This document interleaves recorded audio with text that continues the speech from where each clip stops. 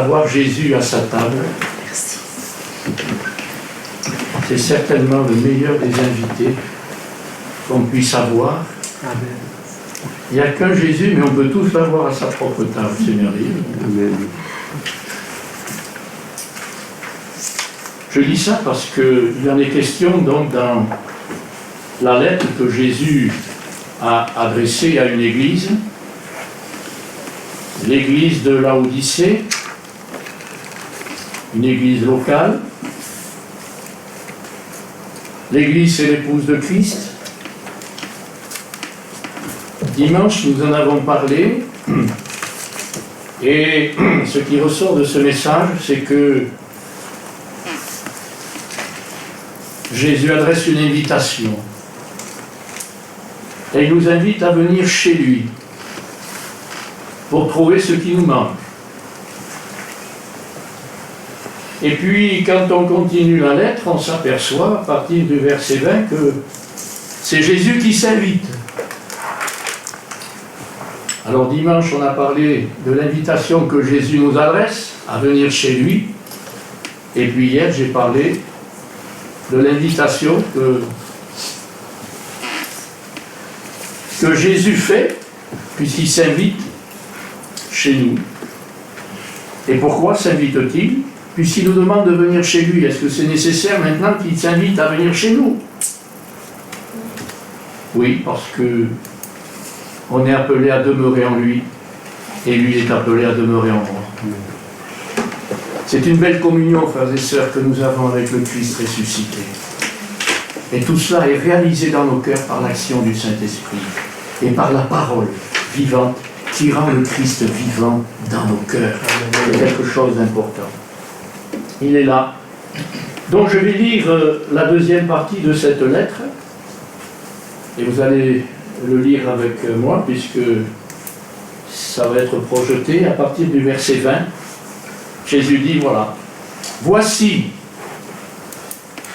je me tiens à la porte, et je frappe. Si quelqu'un entend ma voix et ouvre la porte, alors j'entrerai chez lui, je souperai avec lui, et lui soupera avec moi. » Amen. Alléluia. Jésus veut souper avec nous.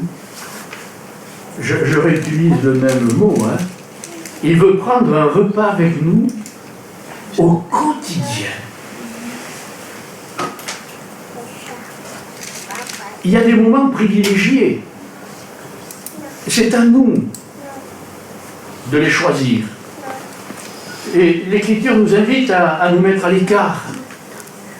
Quand Jésus dit, quand tu pries, entre dans la chambre de toi-même. Parce que là, dans la chambre de toi-même, ton Père, il est là. Et le Père, il te voit. Et il est question du secret. Alléluia. C'est beau la vie secrète avec Dieu, vous ne croyez pas? Chacun, vous avez votre vie secrète avec Dieu. C'est merveilleux, ça. Oui. Il est dans le secret avec toi. Et il te le rendra. C'est formidable ce que Jésus nous dit. Donc ça vaut la peine de rechercher des moments comme ça, dans la journée, pour méditer la parole, pour prier. Mais on peut très bien avoir une relation avec Jésus dans les activités de la journée, de tous les jours, et même dans les épreuves de la vie, n'est-ce pas? Combien cette intimité, elle est importante et elle est précieuse. Cette intimité avec Jésus, ce repas, c'est une image, ce repas avec lui, c'est l'image que Jésus nous donne, donc je peux la garder. Eh bien, c'est une nourriture que Jésus nous offre pour faire croître, pour faire grandir l'humain nouveau qui a été créé en nous, et pour le faire grandir, comme le dit l'Écriture, à la stature de Christ. C'est à ça qu'on a été appelé. On a été prédestiné à ressembler à l'image de Jésus. Il ne faut pas qu'on oublie cela. Et c'est Dieu qui fait ce travail dans notre cœur. C'est à cela que Dieu nous a préparés et que Dieu veut nous amener Et ce que Jésus nous offre, c'est une nourriture excellente. Il nous invite à manger son exemple. Quand on lit la parole, on voit ça. Oh Seigneur, comment tu te conduis? Ce que tu as dit, c'est un exemple pour nous. C'est une bonne nourriture. Et quand il est à notre table, voilà notre nourriture. C'est son exemple qui va nous permettre de vivre comme lui a vécu, selon son comportement. L'apôtre Paul va même jusqu'à dire aux chrétiens de Philippe, ayez en vous le comportement de Jésus-Christ. Ayez en vous les sentiments de Christ. Je ne peux pas les fabriquer. Il faut que je mange avec lui pour les avoir. Il faut qu'il me nourrisse de ses comportements et de sa nourriture. Et ça, c'est formidable, parce que ça transforme encore l'être nouveau et ça l'amène de plus en plus à ressembler à Jésus-Christ. Et tout de suite après avoir dit ça, et même, c'est ayez entre vous le comportement de Jésus-Christ. Mais pour l'avoir entre nous, il faut qu'on l'ait en nous. Et c'est beau quand on l'a en nous, quand on peut l'avoir entre nous. Parce que alors, le comportement de Jésus, c'est l'amour. C'est la vie, c'est la paix, c'est la vérité. Amen. C'est formidable. Et c'est ce que Dieu veut que l'Église vive. Mais il faut que ça soit une réalité dans chacune de nos vies. Et ça, c'est tout un programme. Au quotidien. Dieu a commencé une œuvre, il va la continuer, il va l'achever. Dans Galates. Ah, oh, c'est pas grave, c'est un pétard qui a dû sauter. Dans Galates, chapitre 5, verset 22, c'est pas la peine de projeter, il est question du fruit de l'esprit. Et ça, moi, je ne peux pas fabriquer, ma chair, elle ne peut pas fabriquer. C'est pas possible. Et puis dans Éphésiens, chapitre 5, verset 1er, il dit, devenez les imitateurs de Dieu. C'est beau, hein? Ah oui, mais il y a un exemple. Les imitateurs de Dieu à l'exemple de Jésus. C'est pour ça qu'il faut vraiment avoir une intimité avec lui, pour qu'il puisse nous communiquer au travers de l'Écriture, par l'action du Saint-Esprit, qui va révéler la parole, qui va nous révéler qui est le Christ. La Bible, Jésus a dit, il prendra de ce qui est à moi. Il n'y a rien de meilleur que de ce qui est à lui, pour notre vie et pour ce monde. Il prendra de ce qui est à moi, le Saint-Esprit, c'est pour ça que je vous l'envoie, et qu'il va habiter vos cœurs. Il prendra de ce qui est à moi, et il vous l'annoncera. S'il nous l'annonce, qu'est-ce qu'on va en faire? À nous de prendre au sérieux ou pas? Ça, c'est notre affaire. L'Esprit nous le révèle.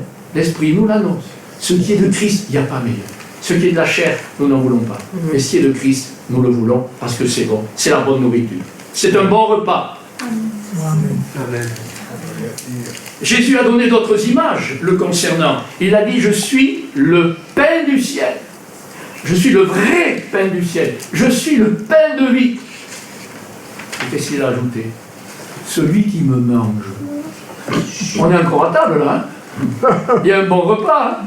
Jésus a dit, celui qui me mange. Eh bien, il vivra par moi. Frères et sœurs, mangeons Jésus tous les jours. Mangeons l'Esprit de Dieu. Jésus va nous apporter la nourriture. Et l'Esprit de Dieu va nous la donner et va nous permettre de la manger. Si les enfants ne mangent pas, ils ne vont pas grandir. Et nous, si on veut grandir, il faut manger. Mais il ne faut pas manger n'importe quoi. C'est Christ qu'il faut manger. Alléluia. Alléluia. J'allais dire, celui qui mange ma soupe, il vivra par moi. Puisqu'on est dans le contexte de ce message adressé à l'Église. Jésus veut s'inviter à notre table. Bon, alors je ne vais pas revenir sur ce que j'ai dit dimanche et hier, quoique de temps en temps il y aura peut-être une petite allusion. Je veux quand même aller plus loin et peut-être préciser quelque chose, c'est que Jésus fait entendre sa voix, qui va l'entendre? Ah, on n'écoute pas, alors Jésus frappe, c'est moi. Mais il attend qu'on ouvre. Et si on ouvre et que Jésus voit que la chair est installée dans notre vie, qu'est-ce que Jésus va faire? C'est pas évident. Va-t-il rentrer? J'ose dire ce soir que Jésus ne veut pas d'un ménage à trois. Je le dis simplement, c'est une image. Le tiède s'en accommode aisément. Je parle de ma propre vie, frères et sœurs. Hein. La vôtre, je ne la connais pas, mais moi je sais ce qui se passe dans ma vie. Quand la chair veut s'installer dans ma vie, une simple pensée suffit. Un simple désir surgit. Je peux voir quelque chose et aussitôt, quelque chose apparaît dans mon cœur. Je ne sais pas comment ça se passe chez vous, je vous dis comment ça se passe chez moi, je n'entre pas dans les détails, bien sûr. Elle est dans la mort de Christ, on l'a vu. Et ça, c'est formidable. Je m'en réjouis énormément. C'est ma délivrance. Mais mon moi, il ne supporte pas d'être dans la mort, il veut revivre. Je l'ai dit, je le redis. Il veut s'installer à ma table. La chair, elle frappe, ça ne vous arrive pas des fois? Alors quand elle frappe, des fois, je dis, non, tu es dans la mort de Christ, je suis tranquille. Et la joie et la paix viennent dans mon cœur. Et je vous garantis, c'est ça. Et si je laisse la porte entrouverte, et des fois elle rentre de manière très subtile, insidieuse, à partir du moment où elle s'installe, je me rends compte que j'ai plus ni la vie ni la paix. Je suis avec ma pensée, avec mes doutes, je suis avec mes craintes, je suis avec des choses peut-être impures, je suis... Mais où est Christ là-dedans? Ah, il ne m'a pas abandonné, il m'aime, je suis toujours son enfant. Attends. Jésus dit, je suis à la porte, et c'est une église. Jésus dit, je suis à la porte, mais parce qu'il donne les images pour nous expliquer quelque chose.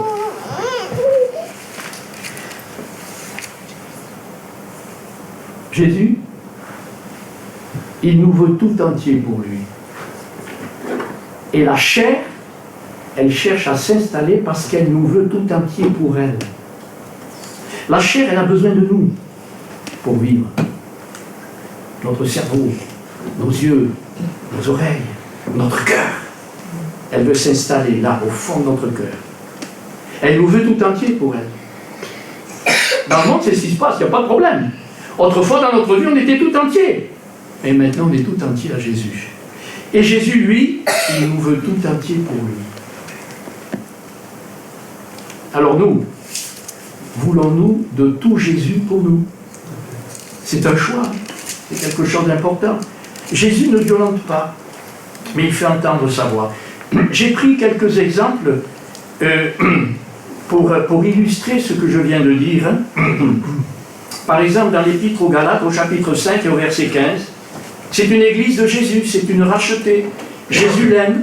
Et puis, on va voir au travers de cette lecture de Galates, chapitre 5, verset 15, quel est donc leur comportement et avec qui sont-ils en train de s'entretenir et de manger? On va le lire.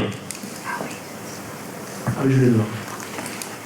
Regardez ce qui se passe à Galates, les chrétiens. L'apôtre Paul est en train de le dire, mais attendez, mais vous êtes en train de vous mordre les uns les autres. C'est les chiens qui mordent.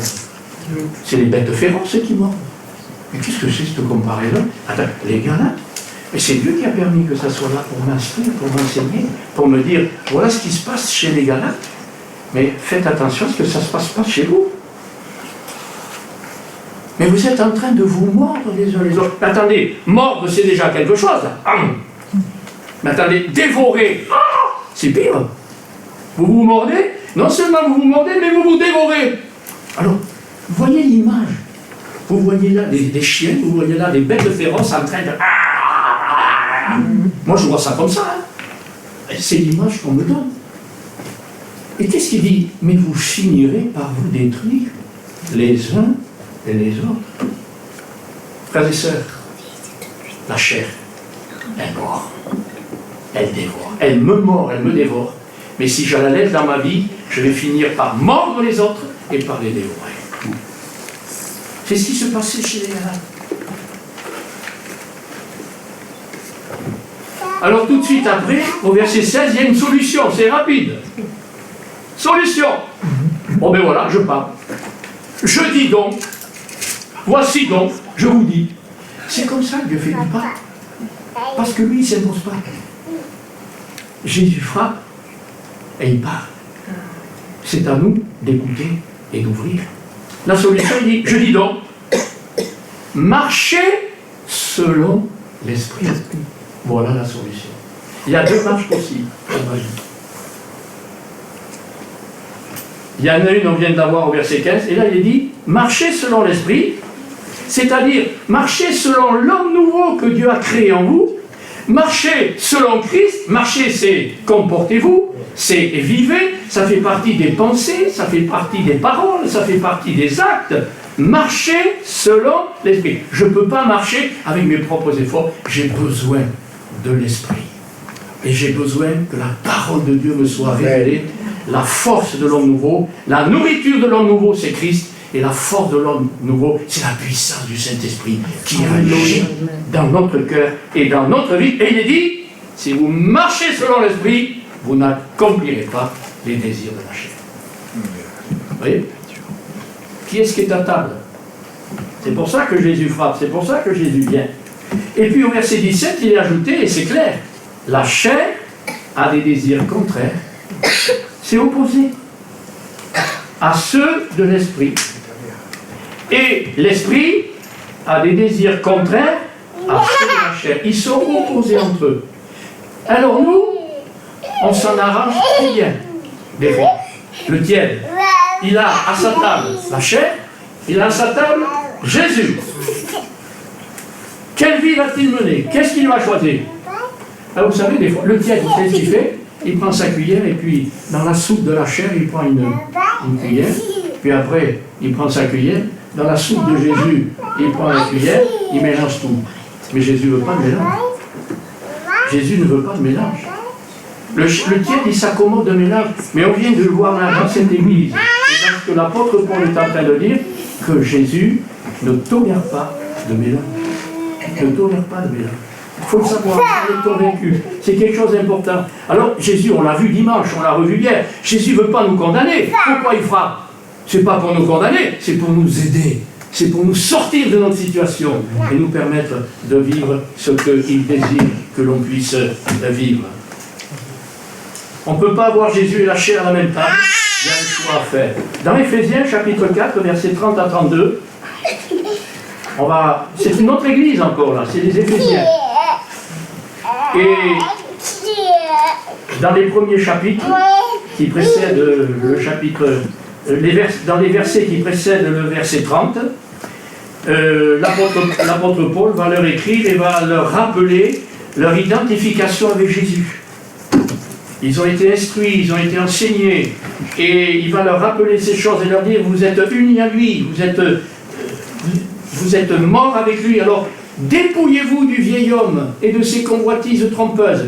Et puis après il va dire, revêtez-vous de l'homme nouveau, etc. Et au verset 30, il va parler de la situation. La réponse de Dieu au problème que nous pouvons avoir dans ce mélange, c'est notre identification avec Jésus. Et au verset 30, il va dire ceci, n'attristez pas le Saint-Esprit de Dieu, par lequel vous avez été scellés. Un sceau, c'est la marque d'une propriété, c'est une appartenance. Nous avons été scellés, nous appartenons à Dieu. Rendez compte comment il intervient? D'une empreinte, vous avez été scellés par le Saint-Esprit pour le jour de la rédemption. Alors il dit, n'attristez pas le Saint-Esprit. Pourquoi? Comment on peut l'attrister? Par votre comportement.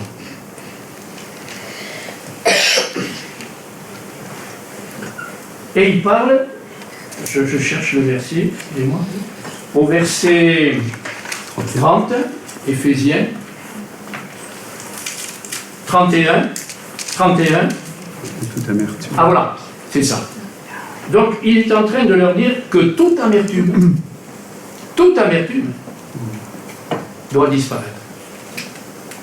Que toute, c'est pas la même version, c'est pour ça que ça fait rien. Toute fureur doit disparaître. Toute colère doit disparaître. Tout éclat de voix, toute calomnie, toute forme de méchanceté, ça doit disparaître du milieu de vous. Ils étaient à table avec qui là? Avec Jésus ou avec la chair? Moi c'est vite vu. Hein? Quand on est à la table avec la chair, ça va pas. Ça va mal, ça fait mal. On est compte qu'il y en a dans mon cœur, ne serait-ce que de l'amertume. C'est déjà trop. C'est ça. Dans mon cœur. Puis vous avez remarqué, il y a comme un crescendo. D'abord, j'ai de l'amertume. Et puis cette amertume, si je la garde, si je dis non, il y a de l'amertume, mais moi, ça serait peut-être justifié que j'ai de l'amertume, mais moi, j'en veux pas. Je veux pas vivre avec ça. Je veux pas être à table avec la chair, avec ce qu'elle me propose. J'en veux pas. Tu es dans la mort de Christ, je me débarrasse. C'est bon. Mais si je la laisse, l'amertume, eh bien, très vite, ça va se transformer en fureur. Hein? Ça va m'emballer. Et cette fureur va devenir de la colère. C'est encore plus fort. Et puis à un moment donné, cette colère, c'est comme la cocotte minute. Hein. La colère, elle est là, c'est fort. Tout d'un coup, plaf, il faut que ça sorte. Je ne vous dis pas, ça fait mal. Hein. Ça peut faire mal dans un foyer, ça peut faire mal dans l'église. Hein. Ça peut faire mal entre nous. C'était ce que vivaient les Éphésiens. C'était l'église d'Éphèse. Tout éclat de voix, calomnie, toute forme de méchanceté, que tout cela... J'ai du boulot, hein, moi. Moi, je ne peux pas m'occuper de vous hein, dans ce domaine. J'ai rien à faire. Je ne sais même pas si vous en avez pas. J'en sais rien. Mais moi, je sais ce que j'ai. Dieu m'éclaire avec sa parole. L'Esprit de Dieu m'éclaire. C'est important. Le bouillant, il a besoin de voir un peu où il en est. Hein, pour ne pas devenir... C'est important, ça. Pour rester bouillant, c'est très important. Et faites disparaître tout cela, c'est-à-dire faites-le disparaître de votre table, qu'il n'y ait plus que Jésus. Et vous avez remarqué la suite, au verset 32. Quel contraste, quelle opposition entre ce qu'on vient de lire et ce qu'on va dire maintenant. Là, on est à table avec Jésus. Soyez bons, mais je ne peux pas le fabriquer, ça. Il n'y a que Dieu qui peut le faire dans mon cœur. Soyez bons. Plein de compassion. Plein de compassion. Les uns envers les autres. Pardonnez-vous réciproquement. Comme Dieu vous a pardonné en Christ. Rendez-vous. Quelle différence. C'est pour vous. On comprend que la chair et ses convoitises, elle est opposée. Elle est en inimitié avec l'esprit. Inimitié, ça veut dire en guerre. Frères et sœurs, si je laisse la chair, je vais vivre en guerre dans mon cœur. Un combat entre le vieil humain et le nouvel humain. Un combat entre la chair et l'esprit. C'est important, hein? Alors qu'est-ce que je veux vivre? Je veux vivre selon Éphésiens 4, 31, ou je veux vivre selon Éphésiens 4, 32. Ah, vous savez, le choix, il vaut mieux le faire, hein, et pas se tromper. Vous ne croyez pas que ça vaut la peine? Dans ma propre vie. Si je choisis le verset et que j'entretiens ce que me présente le verset 31, le résultat, c'est la mort. Une séparation d'avec Dieu. Et si je vis le verset 32, c'est la vie et c'est la paix. C'est écrit dans Romains. C'est formidable. Et puis, ce qui m'a interpellé, c'est qu'il dit « Soyez ». Soyez. Ah oui, mais il n'a pas dit comment. Il a dit, ne soyez plus ça, soyez ça. Ah oui, mais comment? Ah ben, on l'a vu depuis dimanche. Comment? En rejetant, en faisant disparaître au fur et à mesure, en se considérant dans la mort de Christ, en n'acceptant pas dans notre vie, mais alors en acceptant ce que l'Esprit de Dieu m'a produit dans notre cœur. Galate nous dit, il y a les œuvres de la chair, ce sont des œuvres. La chair, elle fait, elle fabrique, elle fait. Mais l'humain nouveau, lui, il ne peut rien fabriquer. C'est un fruit que produit le Seigneur. Si nous restons attachés au vrai sein. Alléluia. Le sarment ne peut pas produire de fruits. C'est la sève qui est dans le cep, qui passe dans le sarment, et nous, on ne fait que le porter. C'est Dieu qui le fait. Mais c'est vrai, frère. À partir du moment où on rejette une amertume, l'Esprit de Dieu va vous apporter la vie et la paix. Il va me vivre comme ça. Une dispute dans le foyer, une amertume. Si je reste avec ça toute la journée, oh là là, on n'arrive même plus à se parler, on arrive même... Si je chasse ça, j'ai la vie et la paix, ça chasse tout le foyer. C'est des petites choses de rien du tout, c'est du quotidien. Dieu nous invite à vivre au quotidien dans des petites choses, dans le relationnel. Dans l'église, c'est pareil. Ah, c'est celui-là, on se tourne la tête, vous le trouvez partout. Partout. C'était dans l'église, là. Et frères et sœurs, que c'est beau d'avoir Christ à sa table, de manger son repas et de vivre son comportement. Pierre nous dit pareil. Rejetez toute méchanceté, toute ruse, toute humiliation, toute envie, toute médisance. Rejetez, mettez ça à la poubelle. On ne garde pas ça. Ce qui est pourri, on ne le garde pas, on le met à la poubelle. Hein. On ne le laisse pas dans la cuisine, hein. On ne le met pas sur la table, on le jette à la poubelle. Ça dépend comment on voit les choses. On le met à la poubelle. Et puis alors tout de suite après, l'apôtre Pierre dit « Désirez, comme des enfants nouveau-nés. » Désirez quoi? Désirez. L'homme nouveau, il en a besoin. L'humain nouveau qui a été créé en Jésus-Christ, il le désire, il en a besoin, c'est pour lui, il faut qu'il croie. Désirez le lait non fraudé. Ah, il ne faut pas qu'il soit fraudé, sinon ça ne fait pas du bon, c'est pas bon. La nourriture que Jésus nous donne, elle n'est pas fraudée. Elle est véritable, elle est vivante, elle est permanente et elle est bonne. Désirez le lait non fraudé de la parole. Si vous avez goûté, regardez, c'est toujours la même image, on est à table. Si vous avez goûté, frères et sœurs, quand on goûte que le Seigneur est bon, et on est gagnant, parce qu'on a envie de le goûter encore. C'est tellement bon. Hein? Et j'allais dire les gamins, non, même nous, hein, quand on a goûté quelque chose de bon, ça vous donne envie d'en reprendre. Hein? Voilà. Hein? Ah, frères et sœurs, entre la chair et Christ, le choix est vite fait. Et on va vivre en fonction de ce choix. Dans notre propre vie intérieure. Et souvent, s'il y a des problèmes dans nos vies, ou dans nos relations familiales, ou même dans les relations d'église, ou même dans les relations avec le monde, c'est à cause de cette situation-là, de cette vérité-là. Je terminerai. Oula, c'est juste la montre, là. Elle avance. Ah bon. Vous avez le temps. Je le temps, non, quand même, il faut. Je voulais terminer avec un exemple vivant. Les disciples d'Emmaüs. Donc on va prendre le chapitre 24 de l'évangile de Luc. Et ça illustre bien tout ce qu'on vient de voir. Bon, il y aurait bien d'autres choses à dire. Au verset 13, on va lire au fur et à mesure de l'évangile de Luc, chapitre 24. Vous lisez, mais moi je vais le commenter.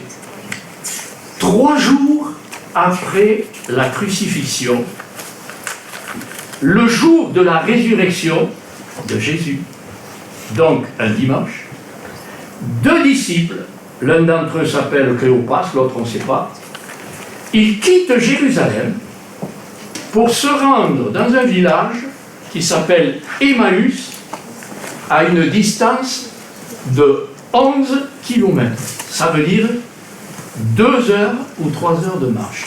Ça dépend des marcheurs. Verset 14. En chemin, les 2 disciples s'entretiennent. Ils parlent entre eux. Ils discutent au sujet de ce qui vient de se passer. Ils ont été témoins, comme des multitudes, de l'arrestation de Jésus. Ils ont été témoins de sa mort à la croix. Ils ont été témoins de sa mise au tombeau. Quant à sa résurrection, il est vrai que le matin même de ce dimanche, des femmes sont venues leur rendre témoignage de la résurrection de Jésus. On l'a vu, on l'a vu. Ah mais eux, ils disent, c'est pas possible, on n'y croit pas. Ils n'y croient pas. Ils descendent vers le village. Jérusalem est en haut, le village est en bas. Ça descend. Et l'évangile nous dit, ils sont tout tristes. L'un et l'autre, ils font une analyse logique, raisonnable, sur les réalités visibles d'ici-bas. Et ils échangent une appréciation selon des logiques humaines. Et ce qui m'étonne, c'est que les 2 ont complètement oublié ce que Jésus a dit à plusieurs reprises à tous ses disciples. Concernant, il l'a dit souvent, ses souffrances, il faut que je souffre. Concernant sa mort, je dois mourir. Mais il disait à chaque fois, mais le 3e jour, je ressusciterai. Attendez, il l'a dit et redit. C'est terrible. Verset 15. Jésus s'approche et fait route avec eux,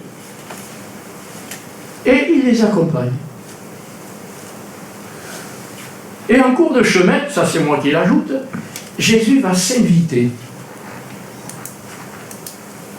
Et il est dit au verset 16 que leurs yeux sont empêchés de le reconnaître. C'est terrible ça. Ils ne peuvent pas croire que c'est Jésus. Pour eux, c'est un inconnu. Frères et sœurs, ça vaut la peine de connaître Jésus. Il ne faut pas qu'il reste pour nous l'inconnu. Et on en a des choses à apprendre. Moi, je vous le dis, j'en ai encore des choses à apprendre de lui. C'est trop beau, c'est trop grand, c'est trop merveilleux. Et plus j'en apprendrai de lui, mieux je pourrai vivre avec lui. Et comme lui. C'est important. Leurs yeux étaient empêchés de le reconnaître. Mais qu'est-ce qui les empêche de le reconnaître? Eh bien, leur raisonnement, leur incrédulité. Pour eux, Jésus est dans la tombe. C'est le vieil humain qui considère ces choses. Elles sont logiques, elles sont raisonnables, elles sont normales. Verset 17, c'est moi qui ajoute, je pense qu'ils font partie des tièdes. Et puis Jésus leur pose une question. Et il leur demande de quoi ils sont en train de parler en chemin. Alors, les deux disciples sont surpris. Oh, les deux disciples sont fortement étonnés. Mais comment? Tu n'es pas au courant, toi? Mais tout le monde en parle. Ah, mais toi, tu es vraiment le seul à ignorer ce qui vient d'arriver ces jours-ci à Jérusalem. Attendez, ça fait drôle, hein? C'est Jésus. Et ils disent, mais toi, tu n'es pas au courant. Mais c'est l'un qui était au courant, c'était bien lui. Hein? Et il était même au courant avant que ça arrive. Ça devient cocasse. Vous savez que des fois, avec l'humain, ça devient cocasse. C'est ridicule. On est ridicule. Alors que Dieu nous a donné son Fils. Oh là là, quelle grandeur, quelle vérité, c'est extraordinaire. Leurs yeux sont empêchés. À cause du doute, de l'incrédulité, on ne voit pas.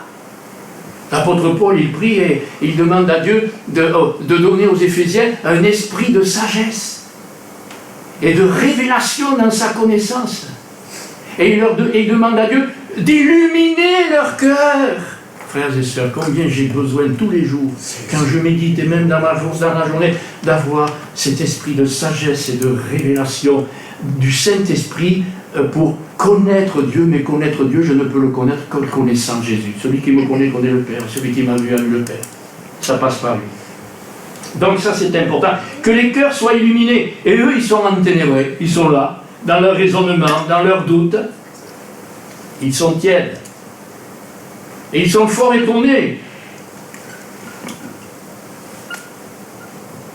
Alors que Jésus est là, c'est moi qui ajoute, hein, eh bien, je vois deux disciples qui me rappellent ce que Jésus dit dans la lettre qu'il a écrite aux Laodicéens.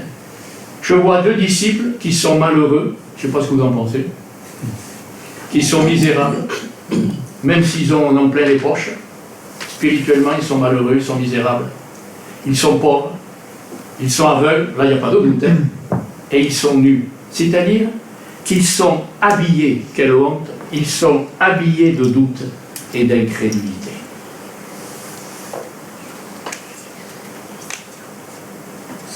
On va faire la lecture de 18 à 24, et cette lecture va confirmer tout ce que je viens de dire et tout ce qu'on vient de lire.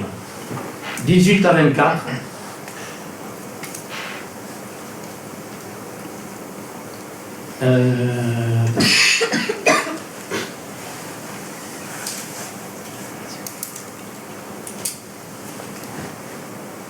Oui, 19, ouais, c'est bon. Puisqu'on en a parlé du 18, donc 19. Ils lui répondirent ce qui est arrivé au sujet de Jésus de Nazareth, qui était un prophète. Ils n'avaient pas tout découvert, hein. Un prophète puissant et en œuvre. Et un prophète puissant en parole devant Dieu et devant tout le peuple. Et alors c'est tout qui explique à Jésus tout ce qui s'est passé. Et regardez le Seigneur. Vous ne pouvez pas qu'il est patient. Il les laisse faire, il les laisse dire, il attend qu'il s'explique. Ils se disent, mais on est en train de l'éclairer cet homme-là. On est en train de lui apprendre des choses qu'il ignore. Non mais vous vous rendez compte. Mais des fois on est comme ça, les Jésus on croit qu'on va lui apprendre des choses que... Non. Nous espérions, et comment les principaux sacrificateurs et les magistrats l'ont livré pour le faire condamner à mort et l'ont crucifié. Nous espérions que ce serait lui qui délivrerait Israël. Rendez compte. Mais avec tout cela, voici le 3e jour que ces choses se sont passées. Oh, il est vrai que quelques femmes d'entre nous nous ont fort étonnés. Alors ça, ils nous ont étonnés. Elles s'étant rendues le grand matin au sépulcre, et n'ayant pas trouvé son corps, elles sont venues nous dire que des anges leur sont apparus, et on a annoncé qu'il est vivant. Ah mais ça, on ne peut pas le croire. Jésus, il nous a écoutés. Il est patient. Hein. Oh. Je dis Jésus qui est merveilleux, parce que des fois je peux me retrouver dans l'attitude de ces deux gars-là. Hein. Alors Jésus leur dit, verset 25, Jésus va les reprendre. Là je reviens sur le message à Laodicée. Après, il les a laissés parler. Écoute. Il est poli le Seigneur. Hein. Il nous laisse parler. Alors Jésus va les reprendre et il va les corriger avec douceur. Il va leur dire d'abord la vérité. Bon, ils ont dû être surpris. Quand Jésus leur dit, oh homme, eux, ils étaient super, ils avaient tout compris, et l'autre, il était ignorant, il ne connaissait rien. Oh homme, sans intelligence, dit Jésus. Mais les mots sont pesés, hein, c'est du vrai. C'est-à-dire l'intelligence d'en haut, l'intelligence pour connaître les choses d'en haut. Peut-être qu'ils avaient de l'intelligence pour les choses d'en bas, mais là, c'est autre chose. Vous êtes des hommes sans intelligence. Et votre cœur, il est lent à croire. Il est lent à croire la parole de Dieu. Et il est lent à croire tout ce que les prophètes ont dit au sujet du Christ. Vous vous rendez compte où Jésus va? Jésus les ramène à la parole de Dieu. Jésus est en train de leur présenter ses plats. Le plat de Jésus, c'est la parole de Dieu. Et puis il ajoute au verset 26, il fallait, mais c'était une nécessité, que le Christ souffrit ces choses et qu'il entre ensuite dans la gloire. Et Jésus va leur proposer son repas. Frères et sœurs, on n'a pas de meilleur repas que la parole de Dieu. Moi, aujourd'hui, j'ai mangé 3 fois. Ah non, la 3e fois, c'est pour tout à l'heure. Mais, est-ce qu'on la mange 3 fois par jour, la parole de Dieu? C'est pas dit. Hein. Des fois, on peut passer des jours entiers sans même se nourrir. C'est dommage. C'est dommage. S'entretenir, se nourrir de la parole de Dieu. Alors, Jésus va les corriger maintenant avec la parole de Dieu. Il les a corrigés avec la vérité, maintenant il les corrige avec la parole de Dieu. Et à partir de Moïse, et avec tous les prophètes, voilà que l'inconnu va leur expliquer patiemment tout ce qui le concerne. Mais pour eux, ils ne voient pas que ça le concerne lui, c'est un inconnu. Mais Jésus va leur expliquer tout ce qui le concerne, tout ce qui concerne le Christ, tout ce qui concerne le Messie. Il fallait que le Christ souffre ces choses. Et il fallait ensuite qu'il entre dans sa gloire. Et il va leur prouver par les Écritures la vérité le concernant. Vous ne trouvez pas que Jésus est patient? Il est en chemin avec eux et il parle avec eux. Maintenant, c'est plus eux qui parlent, c'est lui qui parle, ce sont eux qui les écoutent. Si quelqu'un entend ma voix, qu'il écoute. Ils sont en train d'ouvrir la porte. Ils sont en train de l'écouter. Le chemin descend. Le chemin descend, il quitte Jérusalem, le chemin descend. Jésus fait route avec eux. Il les a vus, il est allé le voir. Et là, en cours de route, Jésus les invite à venir chez lui. Il frappe à la porte. Il désire tellement souper avec eux. Il désire tellement que leurs yeux s'ouvrent sur les réalités d'en haut. C'est ce que Dieu désire pour nous. Et puis, chemin faisant, ils arrivent au village, verset 28. C'était le but de leur voyage. Et puis, l'Écriture nous dit que c'est le soir. Le jour décline, ils ont faim. Et ils pensent à manger, c'est normal. Tiens, il est question là de souper, de repas du soir. C'est ce qu'on retrouve dans le livre, dans le message aux chrétiens de Laodicée. Et puis, on a faim, on s'arrête, et bien on va manger là, tiens. Regardez ce que fait Jésus. Et il continue sa route. Jésus, il aurait tellement envie de rester avec eux et de continuer de leur parler de lui. Il ne s'impose même pas. Il ne s'impose pas. On l'a vu dans le message à l'église de Laodicée. Il nous est dit, il parut vouloir aller plus loin. Jésus attend que ce soit eux qui prennent la décision. Frères et sœurs, vous avez remarqué, chaque fois qu'on prend la décision d'une communion avec Christ, il est là. Chaque fois qu'on a une pensée, il est là. Chaque fois qu'il y a un besoin, il est là. Il attend, il ne s'impose pas, et pourtant son désir intense, c'est de rester avec eux, de continuer de leur parler et de se révéler à leur cœur, de faire d'eux des bouillants. Alléluia. Il continue sa route.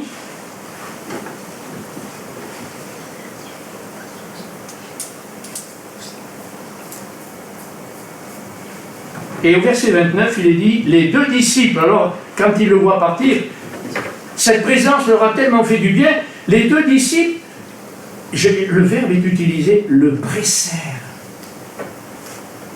Ils ont fait pression. Ah non, reste avec nous, reste avec nous. Le jour est sur son déclin, voilà, tu vas pas, où tu vas? Viens avec nous, on t'invite. Tiens, on ouvre la porte et on t'invite à notre table. Au verset 30, les deux disciples et Jésus sont à la même table pour un moment d'intimité et de partage. Ça me fait penser au message de Laodicée.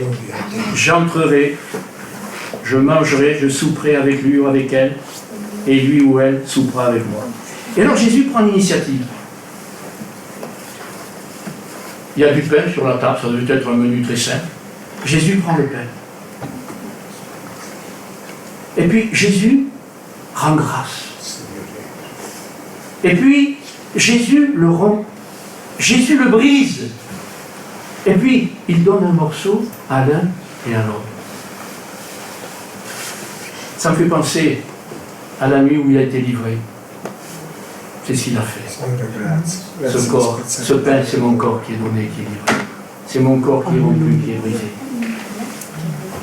Il rend grâce parce qu'il est prêt à mourir. Et puis, ce corps, ce pain brisé, il le leur donne.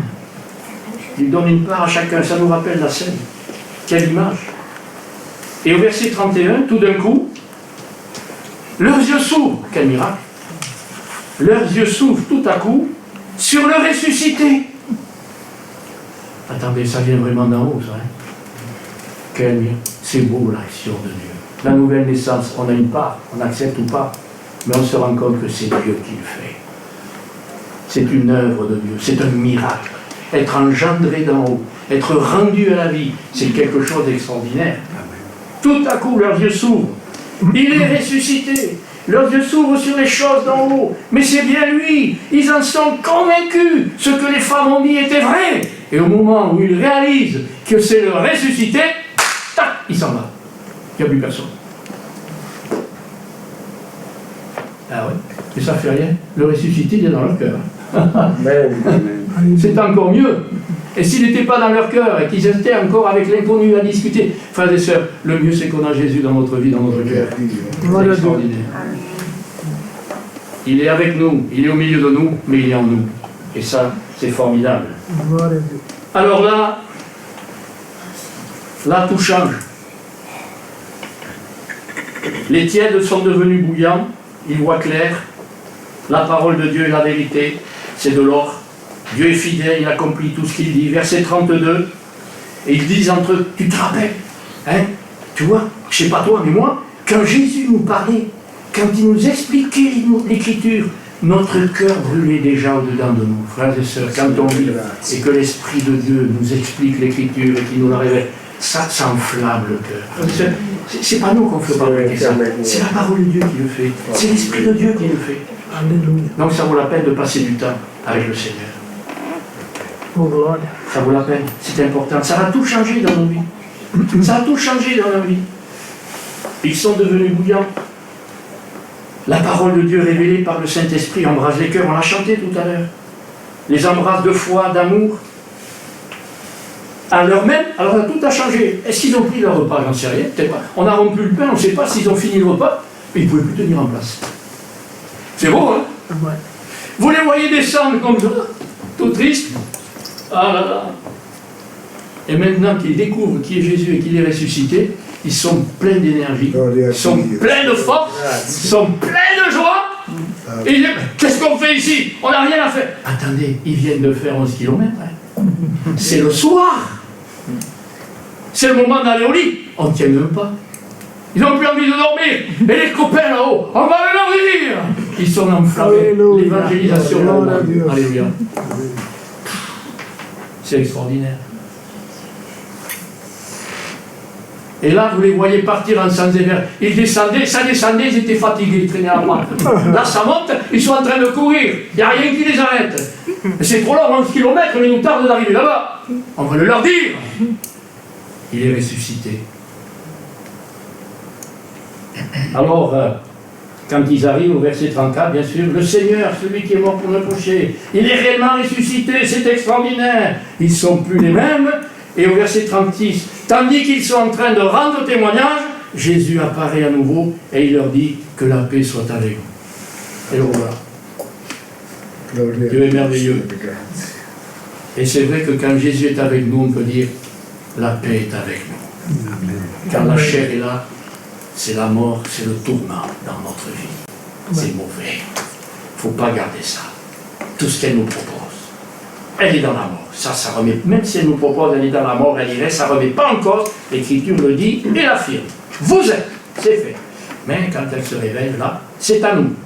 C'est pas à Dieu de le faire, c'est à nous. Dieu a dit, c'est à nous. Et il nous est dit au verset 45, Jésus leur ouvrit l'esprit afin qu'ils comprennent les Écritures. C'est important de les comprendre et de bien les comprendre. Il ne faut pas les frauder ni les tordre parce que là, c'est plus la parole de Dieu. Que Dieu nous aide. La seule chose qu'il faut voir pour terminer, c'est la fin de la lettre où il est dit au verset 21, on va le lire.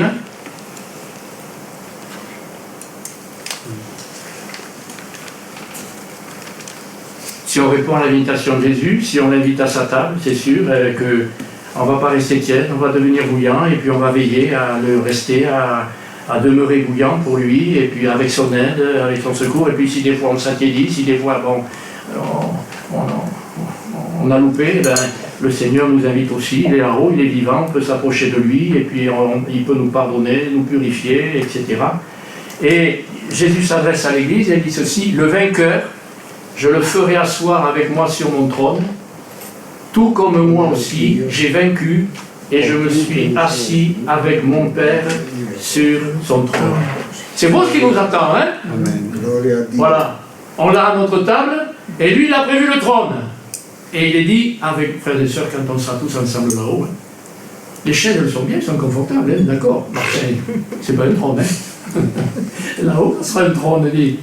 Le siège qui nous est prévu, c'est un trône. Ça veut dire quoi? Ben, on va régner. Non, j'ai du mal à imaginer, frères et sœurs. Et vous? Il y en a un qui peut expliquer et commencer. C'est plus grand parce qu'on ne peut pas imaginer. On est des humains, on est ratatinés, je veux dire, on a des limites. On ne peut pas. Notre imagination, ça sera bien plus grand que tout ce qu'on peut imaginer, tout ce qu'on peut dire, tout ce qu'on peut prévoir. C'est écrit, Dieu nous a dit des choses, mais notre imagination est limitée parce qu'on est des humains à côté des réalités qu'on va découvrir. Alléluia. Alléluia. Et vu les événements, frères et sœurs, Jésus vient bientôt. Il y a beaucoup de choses que c'est déjà fait. Frères et sœurs, il est temps de s'attabler avec lui, de continuer de s'attabler avec lui, c'est important. Et puis de souper avec lui, que lui soupe avec nous, c'est important. De rester bouillant. Voilà. En un instant, en un clin d'œil, peut-être on n'aura même pas le temps de rentrer chez nous ce soir. Jésus peut revenir à tout instant, à tout moment. À l'heure où vous n'y pensez pas, au moment où on n'y pense pas.